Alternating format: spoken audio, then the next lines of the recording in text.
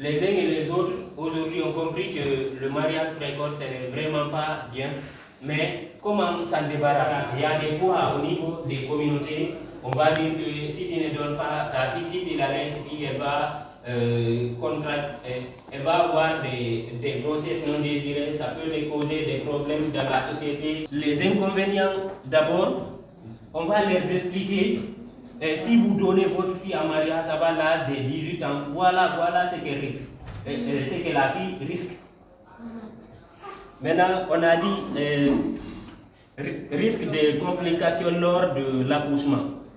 Si une fille est mariée avant l'âge de 18 ans, elle peut avoir beaucoup de complications lors de l'accouchement. Parce que leurs corps ne sont pas encore prêts pour donner naissance. Elle peut aussi, par le poids, le manque de maturité, abandonner ses cours, quitter l'école. Le divorce aussi. Vous savez, une fille qui n'a pas 18 ans n'a pas encore eu l'âge de discernement. Elle ne peut pas gérer en quelque sorte un foyer. Mais comment se débarrasser? Il y a des poids au niveau des communautés. On va dire que si tu ne donnes pas ta fille, si tu la laisses ici, elle va avoir des grossesses non désirées, ça peut te causer des problèmes dans la société. Pour les femmes exciseuses, il y a des femmes aussi qui sont au courant que ce qu'elles font comme pratique, ce n'est pas une bonne chose. Mais elles se disent que si elles abandonnent ça, elles n'ont pas autre chose de revenu, elles ne peuvent pas faire autre chose. Il y a des dames qui ont vécu dans ça toute leur vie. Depuis leur jeune âge jusqu'à un certain âge, c'est ce qu'ils font. Ils n'ont pas appris autre chose. On a rencontré une dame qui était exciseuse, on l'a demandé. Elle a dit qu'elle fait ça parce que c'est ce qui lui permet d'avoir de l'argent pour nourrir ses enfants et ses petits-enfants. Elle-même, elle connaît les conséquences de l'excision et tout ce qui va avec. Il y avait un témoignage, la dame, elle a dit que là où elle-même, elle a subi l'excision, elle n'ose pas passer devant la cour de là-bas. Parce qu'elle, ça l'a traumatisée. Elle sait ce que c'est, elle sait que c'est. Elle le fait parce qu'elle est obligée de le faire quoi, pour avoir de l'argent. L'ignorance pousse les gens à faire ce qu'ils ne veulent pas faire. Les préjugés dans le quartier, les critiques sur les personnes qui n'ont pas été excisées, comme je l'ai expliqué tout à l'heure. Donc, si les autres parents ont pris leur enfant pour les emmener et que toi, tu ne l'as pas fait, donc les parents le savent, ils vont dire ça. On m'a dit que je suis comme ci, je suis comme ça. Donc, moi aussi, je veux que vous m'ameniez. Donc, ça, c'est les communautés qui font ça. Et ça aussi, c'est un peu influencé par nos coutumes. Nos coutumes, parce que ce n'est pas vraiment dans la religion, mais les parents l'ont déjà fait. Donc, si les parents l'ont fait, on va dire, ah, on va perpétuer l'héritage. Nous aussi, on va le faire. Elle ne sait même pas enfiler les boutons. Quand elle t'approche, quelle source de fumée nauséabonde. Très jeune, innocente, elle est mariée à un camp. Si l'on la regarde, de quoi il fallait refuser ou bien pour la pédophilie, on exprime attirance. Se marier à une qui a l'âge de sa fille, il n'a pas de sens. Elle ne sait même pas préparer toutes les choses.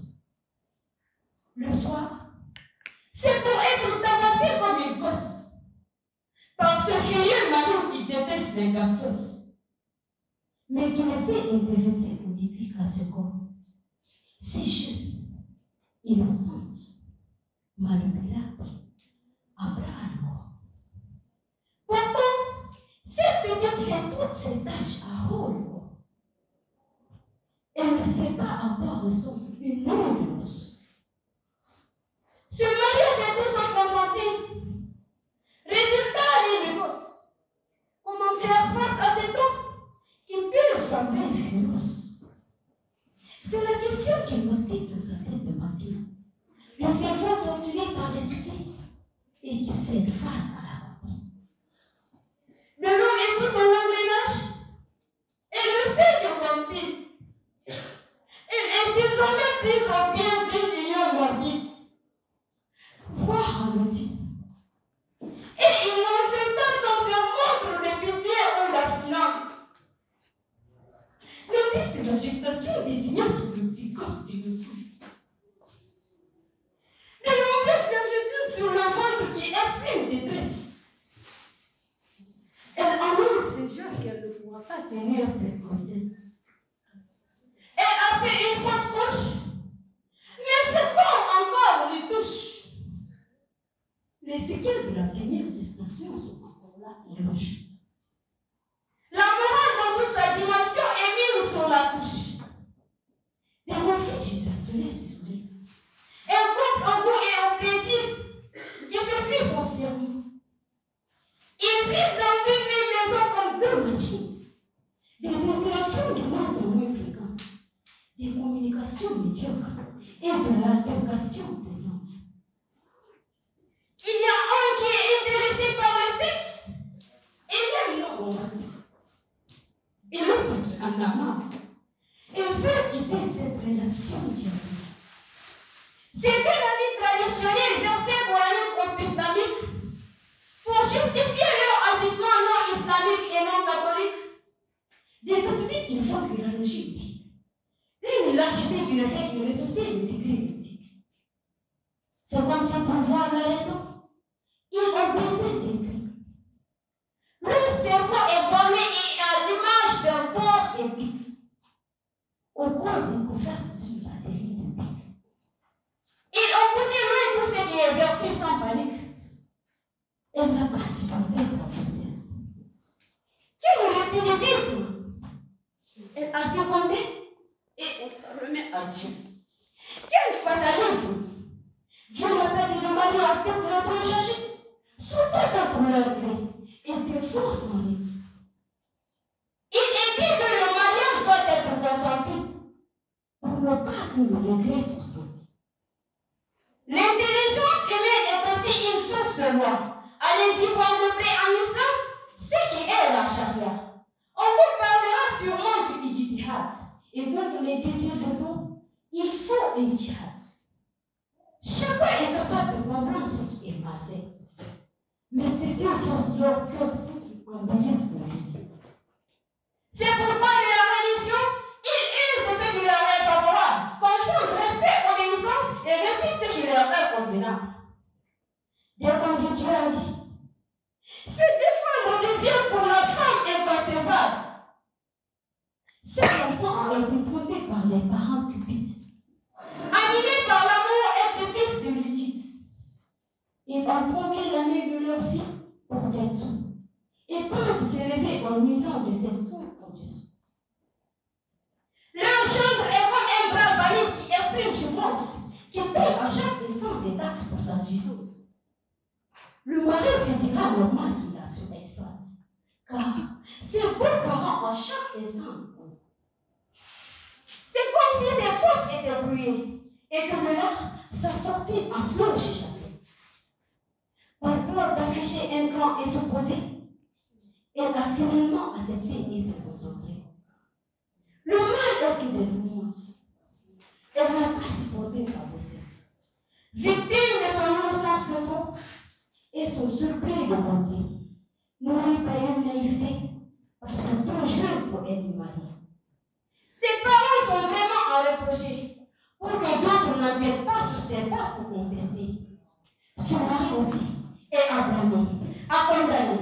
Sinon, pourquoi nous répéterons la même chose sans ça? Je vous remercie.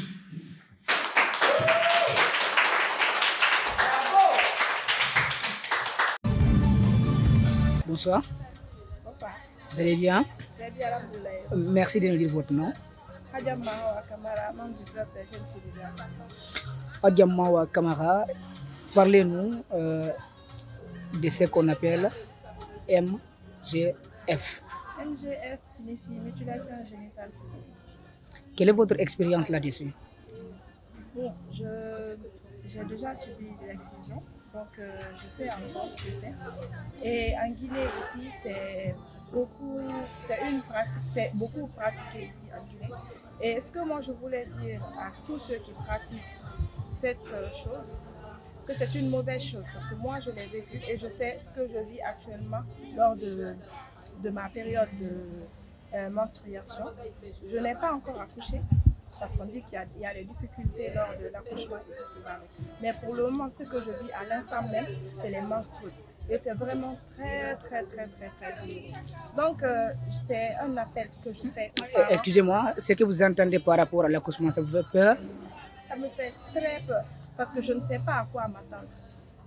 Quand on ne sait pas à quoi s'attendre, c'est effrayant. Donc, j'appréhende. Selon vous, pourquoi ça n'arrête pas cette pratique qui est en tout cas encore néfaste et qui est pratiquée aussi par des femmes? Ce sont des femmes qui excusent les autres femmes. L'excuse qu'elles me donnent, c'est que leurs parents l'ont fait et que les parents ne peuvent pas le faire du mal. Pourtant, elles n'ont pas conscience des conséquences qui sont derrière ces pratiques-là. Ce n'est pas parce qu'un parent a fait quelque chose que toi aussi tu dois le faire. Avant, les gens allaient à la Mecque à pied. Actuellement, il y a l'avion. Donc ça veut dire que le monde évolue. La façon dont le monde évolue, les gens doivent changer et être conscients de ce qu'il faut faire ou de ce qu'il ne faut pas faire. Vous avez partagé tout à l'heure votre expérience avec une dame qui pratique le métier. Qu'est-ce qu'elle vous a dit?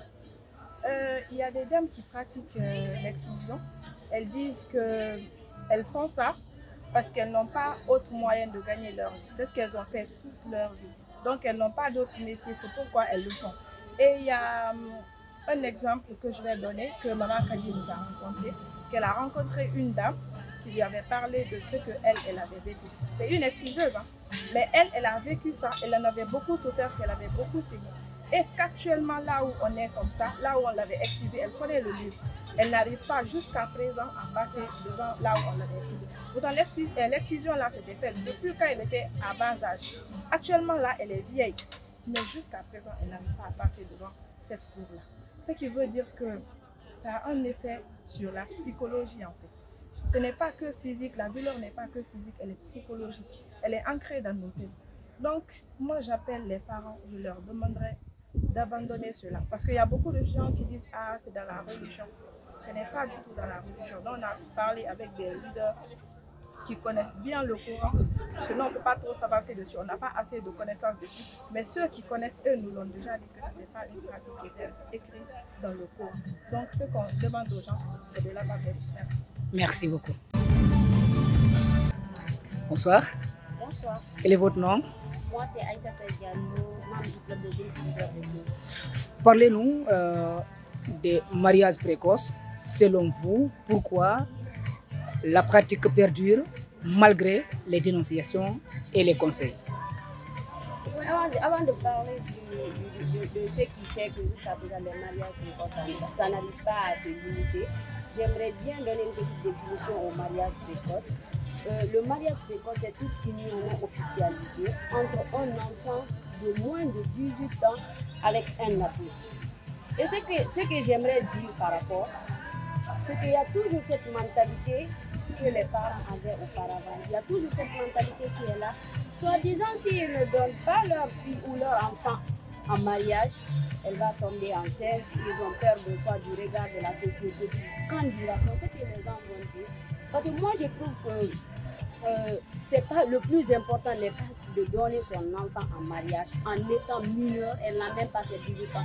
Il faut donner du temps à l'enfant, c'est-à-dire il faut aussi approcher son enfant, savoir est-ce que réellement ma fille elle a envie de se marier. Au lieu de donner sa fille en mariage en étant mineur, pourquoi ne pas investir sur sa fille pour qu'elle soit éduquée, pour qu'elle puisse finir ses études et puis qu'elle soit autonome avant de se marier. En étant mineure, quand elle est mariée, qu'est-ce qu'elle pourra faire? Est-ce qu'elle pourra elle-même d'abord, là où elle est, on doit s'occuper d'elle. Mais est-ce qu'elle pourra s'occuper de son mari, s'occuper d'elle-même et s'occuper de ses enfants? Chaque jour, ça serait bienvenu au dispute. Et imaginez une petite fille de 17 ans qui n'a même pas atteint ses 18 ans, mariée, et si par ailleurs, elle n'arrive pas à se comprendre avec son mari parce qu'elle n'arrive pas à gérer ensemble, ça va se terminer par quoi? Elle va divorcer. Et imaginez aujourd'hui comment on va te voir lorsque tu es marié et puis divorcé. Il y a d'autres hommes qui vont dire qu'ils ne vont pas t'épouser. Donc moi je trouve que la solution n'est pas de donner son enfant en mariage pensant que ça va éviter les grossesses non désirées, mais plutôt c'est de soutenir son enfant, essayer de parler à son enfant, savoir qu'est-ce que réellement ton enfant a besoin, au lieu de prendre ton enfant, mettre dans un mariage où elle n'aime pas. Imaginez même passer une seule nuit avec une personne qu'on n'aime pas, qu'est-ce que ça peut faire? Des fois, on a des soucis dans la tête. Ce que je suis en train de vous dire aujourd'hui, moi-même, je suis victime. Je sais de quoi je parle. Je sais de quoi je parle. Donc, du coup, il faut essayer de faire comprendre à ses parents. Vous êtes victime comment? À l'âge de 14 ans, j'ai été donnée en mariage. Et pour le dire, là je le dis pour dire à d'autres filles qui pensent qu'ils sont seules, ils ne sont pas seuls. Elles ne sont pas seules du moins. Nous aussi nous avons été. Moi personnellement j'ai été victime. Moi du coup je ne voulais pas me marier. J'ai voulu expliquer à mes parents. Mais personne n'a voulu m'écouter. Ils se disaient non. Jusqu'à ce qu'une fois mon oncle m'a dit, moi je ne vais pas annuler un mariage à cause de tes études. Mais et puis, je me demandais, mais est-ce que c'est mes vrais parents ou des jeunes? C'est-à-dire je n'arrivais pas à comprendre les choses. Donc, ne pourquoi ne pas écouter son enfant? Est-ce que c'est la solution? Parce que moi, je pense que c'est pas la solution. Et aujourd'hui, imaginez-moi, j'ai été dans un mariage avec un homme que je n'aimais pas. J'étais trop petite. Je ne pouvais pas gérer. Du coup, chaque jour, c'était des discussions. Finalement, on s'est séparés. Partout où je vis maintenant, là, j'ai été mariée une seule fois. Je suis divorcée. Dans ma famille, même actuellement, je ne peux pas compter sur quelqu'un pour dire cette personne-là. Donc, du coup, il faut qu'ils acceptent d'arrêter. Sinon, ils vont fatiguer leur enfant. C'est vrai qu'ils agissent dans notre intérêt. Ils pensent qu'ils le font. Ils le font pour nous. Mais des fois, c'est très important aussi d'écouter ce que l'enfant, lui, il a besoin. Selon vous, pourquoi ça perdure? Pourquoi les parents n'entendent pas ce message? Bon, d'un côté, je dirais que c'est une question de choix. C'est parce qu'ils ne veulent pas. Et là aussi, il n'y a pas de sanction. Parce que là, il faut... Et ces jeunes filles aussi victimes décident de ne pas dénoncer. Et moi, là où j'en suis aujourd'hui, je me dis, personne ne peut me forcer à me donner un mariage. Parce que quand tu essayes, moi là, je dénonce. Et puis quand je dénonce, je ferai tout mon possible pour qu'on me poursuive.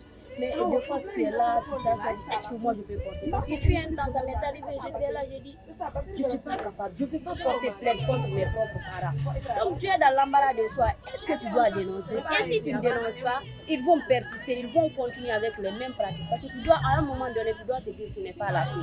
Il y a des soeurs derrière. Imagine si toi tu acceptes, tu te tais sous là-dessus. C'est la même manière qu'ils vont le faire avec tes soeurs. Et puis finalement, si une personne ne se décide pas de réagir, ça va se perpétrer comme ça. Merci beaucoup. Vous avez un enfant? Non.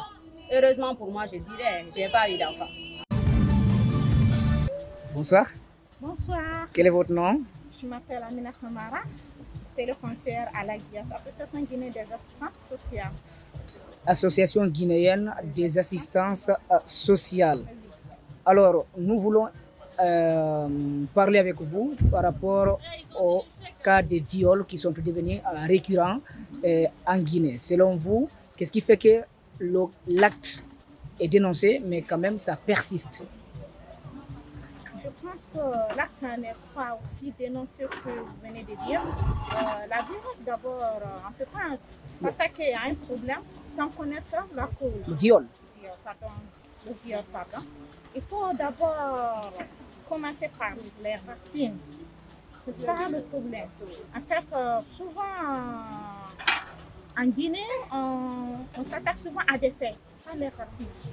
Je pense que le viol est souvent posé par les hommes parce que c'est les hommes qui violent. Essayons de sensibiliser les parents en leur disant d'essayer de communiquer avec les enfants. Par exemple, si l'enfant atteint un certain âge, il faut commencer à dépasser. Il va commencer à poser des questions. Il faut préparer l'enfant. Une fois qu'on prépare l'enfant comme ça, on va beaucoup éviter les viols, que ce soit garçon ou fille. Par exemple, si tu as une fille, il faut essayer de communiquer avec ta fille. Il faut pas mettre la barrière entre toi et ta fille. Il y a des enfants qui vont commencer à dire « Maman, comment une femme tombe enceinte ?» Vous voulez dire que l'aspect éducation sexuelle peut réduire les cas de viol? Les cas de viol. Que ce soit les garçons ou les filles. Souvent, si c'est des garçons, il faut essayer aussi de les incarner la valeur des femmes. Et c'est ça qui manque. Parce qu'il ne faut pas dire à un garçon, oui, tu es supérieur que ta soeur. C'est l'homme de la famille, c'est comme ça que oui, bien sûr qu'il est l'homme de la famille. Mais il faut essayer aussi de lui dire, la femme est significative du respect. On doit respecter la femme. On ne doit pas insulter une femme. Il faut développer une femme. Une fois que l'enfant grandit avec cet aspect, et il y a des aspects négatifs que tu ne dois pas montrer aussi à ton enfant. Parce que l'enfant, on dit souvent que chaque enfant est l'ambassadeur de sa famille. Si l'enfant voit qu'à chaque fois papa frappe maman, ou bien à chaque fois papa et maman font des conneries, souvent l'enfant aussi va imiter les choses. Aussi, tu montres à l'enfant que supérieur, c'est une fille, tu peux faire de l'enfant. Donc, le comportement de la famille influence l'enfant. Oui, le comportement de la famille influence l'enfant. Ce n'est pas seulement la famille, mais l'environnement aussi influence l'enfant. Il faut faire du suivi accroché à l'enfant. Même si quand l'enfant sort, il faut suivre l'enfant. Et ça aussi, ça manque à nos parents. une fois que l'enfant sort, l'enfant peut rencontrer certaines amies qui peuvent lui mettre sur le mauvais chemin. Même si tu éduques très bien l'enfant, s'il est mal accompagné, il va faire des conneries. Et souvent, ça pousse quand les enfants se droguent ou bien ils prennent de l'alcool, ça les pousse de faire du n'importe quoi. Mais une fois que l'enfant est bien cadré, et même là où il part à l'école, s'il est bien cadré, je pense que ça va réduire les viols. Merci beaucoup. Bonsoir. Bonsoir. Rappelez votre nom. Je me nomme Monique Bangoura, de l'ONG les mêmes droits pour tous. Je suis chargée de VBG. Alors vous, au niveau de votre ONG, vous luttez contre les VBG et vous nous parlez des cas de violence conjugale. Selon vous, qu'est-ce qui peut réduire ou freiner ces violences dans les couples? Vous savez, dans beaucoup de couples, il y a de ces médiations qui ne portent pas. Il y a de ces facteurs qu'on impose au couple qui ne portent pas, c'est-à-dire la médiation. La médiation, c'est pas parce que ça donne des fois, il y a des médiations, ça donne fruit. Mais il y a de ces médiations aussi, ça ne porte pas fruit. Donc, du coup, quand vous avez ces genres de problèmes, il y a au niveau de la gendarmerie, le service central de la protection des personnes vulnérables. D'abord, vous venez, on essaie de vous entretenir pour voir si on peut vous mettre ensemble. Ouais. Donc il y a de ces personnes, enfin, il faudrait au moins solliciter le divorce ou la séparation de corps pour voir si peut-être le manque peut aider les couples à se réconcilier. Donc le plus souvent, il y a de ces cas qui font de l'ampleur dans beaucoup de couples. Et du coup, selon vous, qu'est-ce que les couples, quel comportement les couples doivent adopter pour éviter que ce soit un problème chez les autres aussi? Je peux dire, vous savez ce qui manque dans nos couples actuellement, dans beaucoup de couples, c'est le manque de communication. S'il y a un manque de communication, surtout dans le cadre des deux personnes, au moins vous écoutez d'autres personnes au dehors, ou vous écoutez, parce que déjà c'est vous avez vécu des faits, tu es avec deux personnes. C'est deux personnes, entre l'homme et la femme. Mais les deux, quand vous arrivez à communiquer, là vous saurez sur quelle base fonder. Mais quand vous vous mettez à dire des choses, écoutez les gens, oui, et il n'y a personne qui est avec toi, tu n'arrives pas à discuter avec la personne, à communiquer. Parce qu'il y a des personnes même qui vont jusqu'au-delà dire que c'est le divorce ou bien passer au niveau de la gendarmerie, de la police ou de la gendarmerie, c'est même pas la peine. Parce que quand vous écoutez, il y a de ces cas, les couples peuvent régler entre eux. Au lieu que vous partez à un certain moment, si vous ne communiquez pas, vous pouvez aller en dehors de votre maison pour aller vous confier ailleurs. Et ce qui n'est pas bon dans votre vie. Et ce qui prouve qu'actuellement, il y a de ces couples qui ne réussissent pas dans leur relation. À un certain temps, 2 mois, 3 mois, 1 année, ils arrivent à divorcer parce qu'il y a le manque de communication. Vous voulez dire en général, même les VBG en général, c'est le manque de communication? En général, dans le cadre des violences conjugales, et dans le cadre des violences conjugales, là, je peux, parce que nous, des fois, il y a de ces cas que nous gérons au niveau du service central de la protection des personnes vulnérables, la gendarmerie de la Belle-Ville. Des fois, on dit, quand ils viennent vers nous, nous partons là-bas, on essaie de médiatiser entre nous. Mais d'abord, le colonel peut dire, allez d'abord, essayez de vous entretenir pour voir, on vous donne 1 semaine. Il y a de ces temps qu'on donne au couple, ça réussit. Quand ça réussit, là je ne vous mens pas. Il y a d'autres cas, quand ils se réconcilient, ils ne vous appellent même plus pour vous dire on se réconcilie. Parce que déjà il y a eu la médiation, on les a essayé de les mettre ensemble, de communiquer, de se dire des choses pour qu'ils puissent être ensemble. Dans ça, ils se rappellent des bons vieux temps, le voyage, au restaurant, sortir faire de l'ambiance ensemble. Ils pensent à tout, du coup ils se pardonnent. Bonsoir. Bonsoir. Nous sommes avec qui? Alors, je me présente, Karima de Vautour. Je suis la chef de projet du projet Redire VBG. Un projet qui vise le renforcement de la réponse intégrée en faveur des survivantes de violences basées sur le genre à Conakry, Kindia et Labé. Alors, votre projet compte sur 3 ans, s'étale sur 3 ans.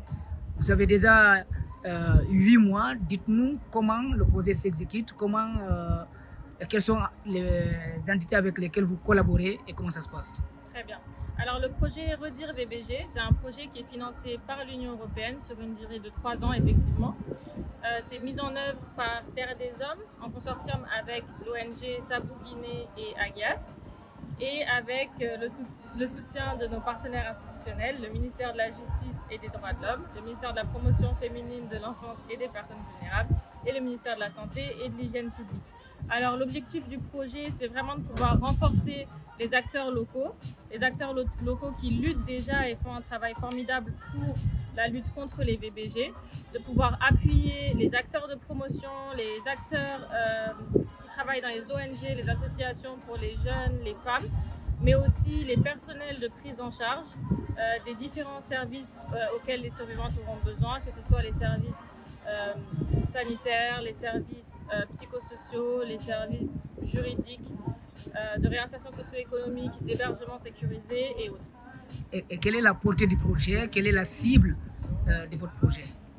Alors, ce projet vise essentiellement 900 survivantes de violences basées sur le genre, mais aussi plus largement, on souhaite sensibiliser à peu près 3 millions de personnes à travers divers canaux de sensibilisation, que ce soit la sensibilisation communautaire sur le terrain, mais aussi à travers les sensibilisations sur les radios et les médias, les réseaux sociaux. Et comment vous faites pour y arriver? Alors c'est dans ce sens que cette dernière semaine, on a pu commencer la formation des points focaux VBG du projet. On a identifié 130 points focaux à Conakry, Kindia et Labé. Ce sont des acteurs communautaires qui évoluent déjà sur le terrain, qui ont déjà la confiance des communautés dans lesquelles ils vivent et qui vont nous aider